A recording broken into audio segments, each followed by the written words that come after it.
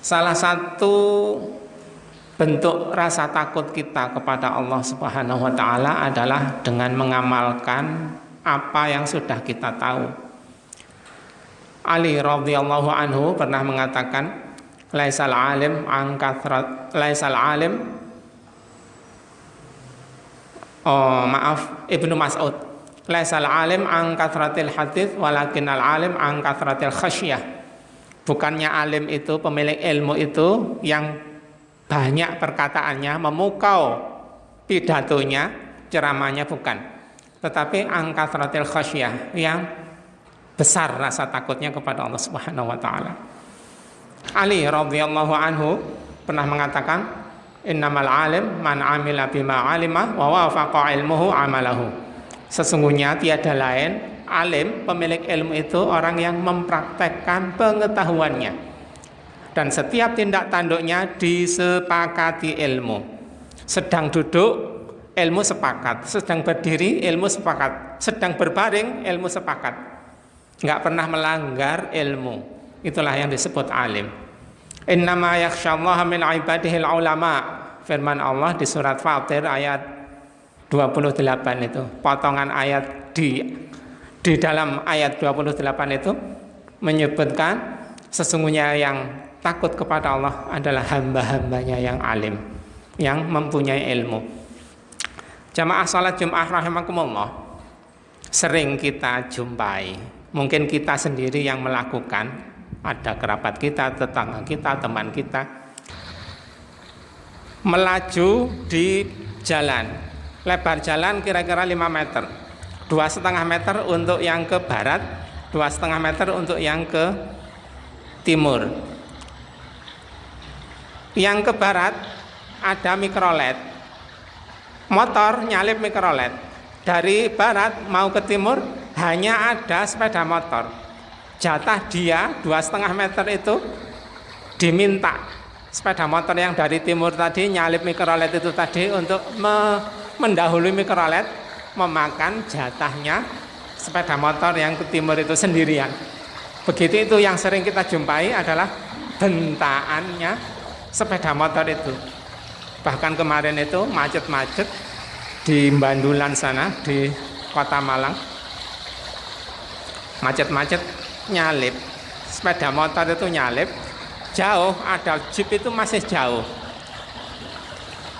kelihatan sepeda motor nyalip dari seberangnya itu, dari yang berpapasan dengan dia itu, jeepnya itu langsung mepet kanan ini, mau mengancam, mau nubruk sepeda motor itu yang habis nyalip itu tadi. Kenapa begitu? Ya mungkin karena bakhil, medit alias pelit, nggak mau sodakoh jatahnya jalan itu. Itu semua dimintai pertanggungjawaban oleh Allah Subhanahu wa taala. Seperti yang saya sampaikan, saya bacakan tadi, yang dicantumkan Allah dalam surat Yasin ayat 31-32 itu tadi. Tidakkah mereka melihat berapa banyak kaum-kaum sebelum mereka kami musnahkan, dan orang yang kami musnahkan itu tidak lagi kembali kepada kaumnya.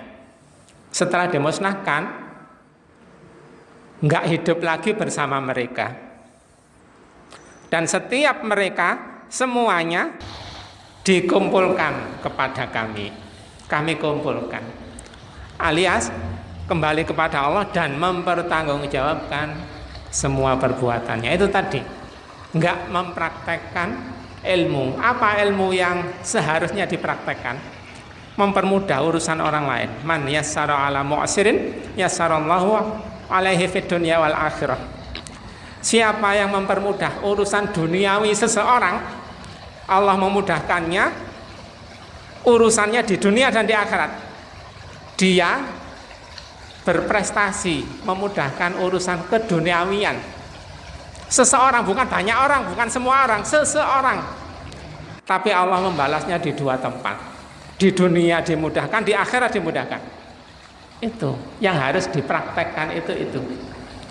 Hanya sekedar memberi kesempatan orang lain nyalip saja nggak mau, bentak, jejek, ngebel, yang lain. Si A WA ke si B, nggak dibaca-baca, berbulan-bulan nggak dibaca. Pada kesempatan lain si B butuh ke si A, mengeluh, opo aku WA sampean nggak sampean jawab-jawab. Oh iya, karena saya nggak beli paket kuota, WA saya jarang hidup. Lain peristiwa, si A lagi butuh ke si B, berjumpa darat nggak bisa, ditelepon nggak mau, lewat WA saja. Padahal jauh hari sebelumnya kalau di WA nggak dibaca-baca. Wes.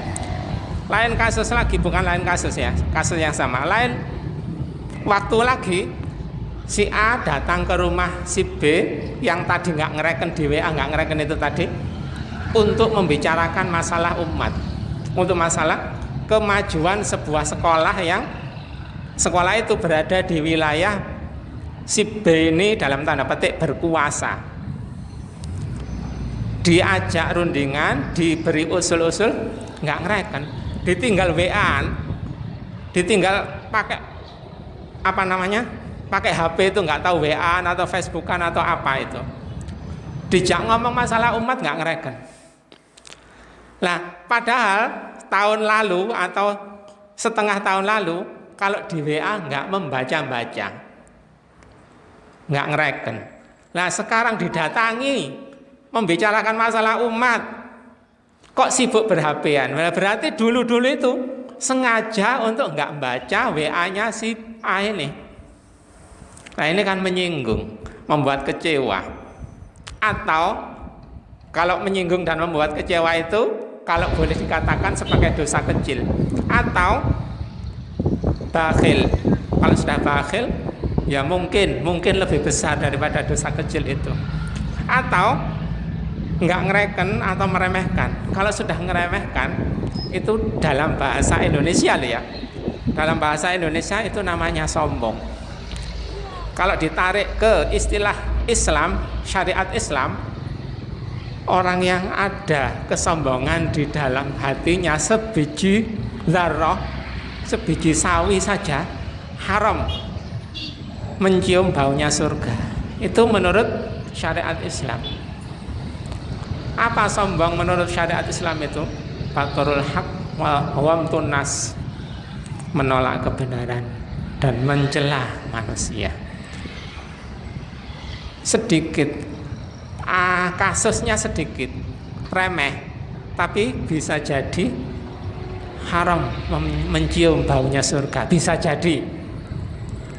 Atau mungkin disebut orang yang bakhil itu tadi, medit, nggak mau sedekah waktu, nggak mau sedekah pikiran kepada temannya.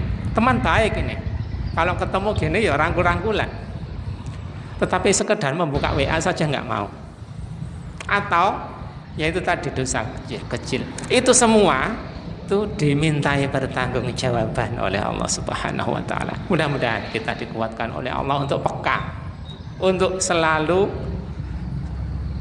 ingin sedekah, entah itu sedekah tenaga, entah itu sedekah waktu, entah itu sedekah uang atau sedekah yang lain.